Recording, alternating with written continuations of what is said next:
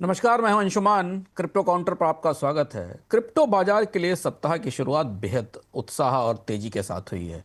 बाजार में चौतरफा तेजी चमक रही है। इसलिए सबसे पहले देखते हैं एसेट प्राइसेस और मार्केट मूवमेंट क्या रहे।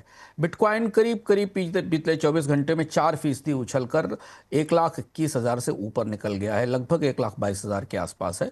क्योंकि पूरा मैक्रो माहौल में सुधार है, युद्ध शांति की कोशिशें चल रही हैं और ईटीएफ में लगातार इनफ्लो बढ़ रहा है, इसलिए बिटकॉइन को नया समर्थन मिला है और उसमें तेज बढ़ोतरी दिखाई दी है। बिटकॉइन के लिए सपोर्ट करीब 1,20,000 के आसपास है और रेजिस्टेंस 1,23,500 के आसपास है। हालांकि अभी अपने सर्वोच्च स्तर से नीचे है। कॉइनडेस्क का इंडेक्स से बता रहा है कि यह हफ्ता बुलिश रहेगा, लेकिन वॉलेटिलिटी भी बढ़ी हुई है। बिटकॉइन अभी भी अपने अपने सर्वोच्च स्तर से करीब 5% नीचे दिख रहा है। इथेरियम में भी मजबूती दिखाई दी है। बीते 24 घंटे में करीब करीब 1.7% की बढ़ोतरी दिखाई दी है। 4282 के आसपास है।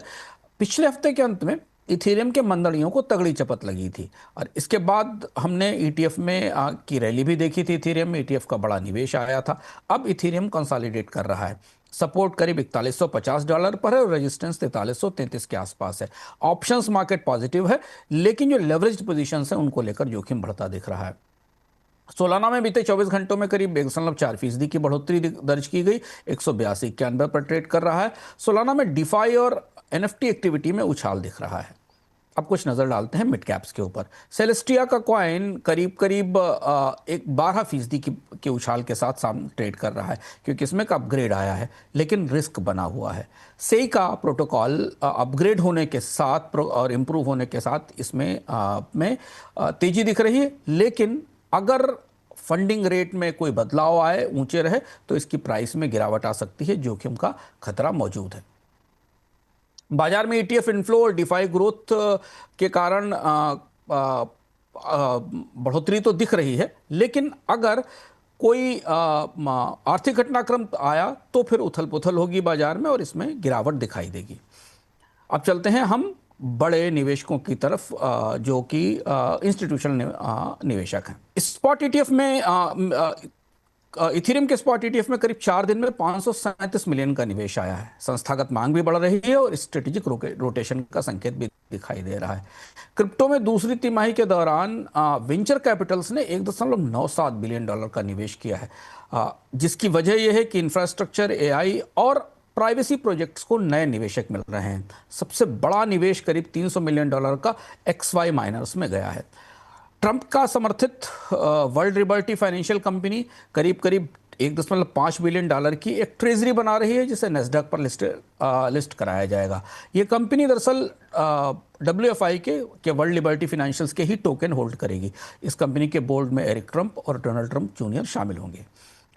रिटेल निवेशकों की दुकान पर भी ठीक ठाक हलचल है।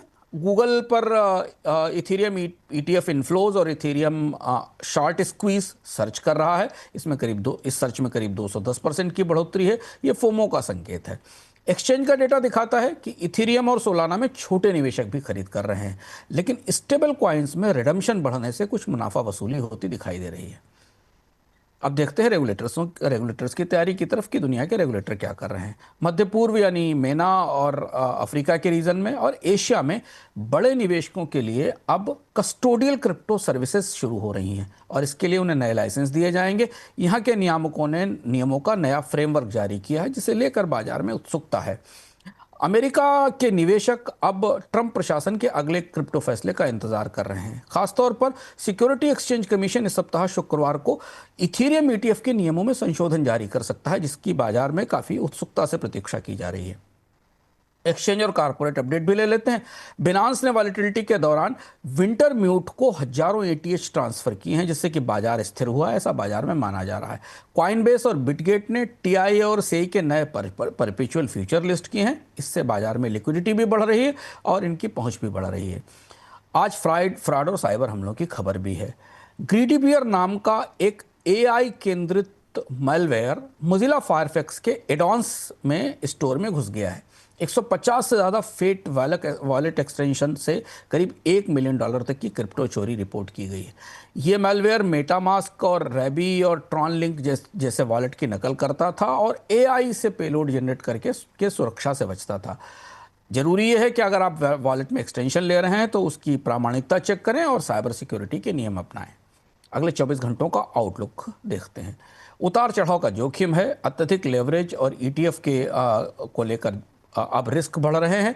आने वाले प्रोटोकॉल, खासतौर से टीआई और एआईबी के प्रोटोकॉल अनलॉक होने वाले हैं। इसकी वजह से बाजार में उतार चढ़ाव हो सकता है। इस सप्ताह शुक्रवार को इसी सिक्योरिटी एक्सचेंज कमीशन का इथेरियम ईटीएफ पर जो फैसला आएगा, जो बाजार की दिशा बदल सकता है, और ये इस सप्ताह की सबसे बड़ा घटनाक्रम होने वाला है। अब हम आ गए हैं आज के क्रिप्टो ज्ञान पर। आज का क्रिप्टो ज्ञान मजेदार है।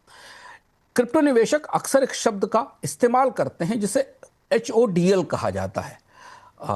यह दरअसल होल्ड का टाइपो या गलत स्पेलिंग है, मगर ये क्रिप्टो की असली कहानी का सबसे मजेदार हिस्सा है। दिसंबर 2013 में बिटकॉइन की कीमत अचानक 40% तक गिर गई थी। मार्केट में बड़ी अफरा तफरी थी।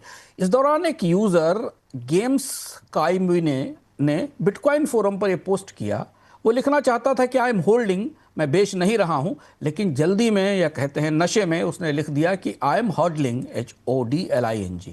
पोस्ट इमोशनल था, बगैर किसी सजावट के आया था। उसने माना कि मार्केट को टाइम करना बेवकूफ़ी है। उसकी बस एक स्ट्रेटजी थी कि बिटकॉइन को पकड़े रहो चाहे जो हो जाए, और ये टाइपो वायरल हो गया। जल्दी HODL एक नया मंत्र बन गया और उसका एक नया मतलब निकला, hold on for dear life, यानी घबराहट या लालच को अपने फैसले पर हावी न होने दें। शॉर्ट टर्म का जो शोर है, हो हल्ला है, उसे नज़रअंदाज कर दें और लॉन्ग टर्म निवेश पर ध्यान दें। और अगले वर्षों में HODL ने मीम्स, टी शर्ट और नई इन्वेस्टमेंट स्ट्रेटजी को जन्म दिया। तो अगली बार जब बाजार में बड़ा उथल पुथल आए तो याद रखिए कि कहीं ना कहीं कोई ना कोई अब भी हॉडलिंग कर रहा है, HODLING कर रहा है और मुस्करा रहा है। क्रिप्टो काउंटर में आज इतना ही। कल मिलते हैं फिर नए अपडेट के साथ।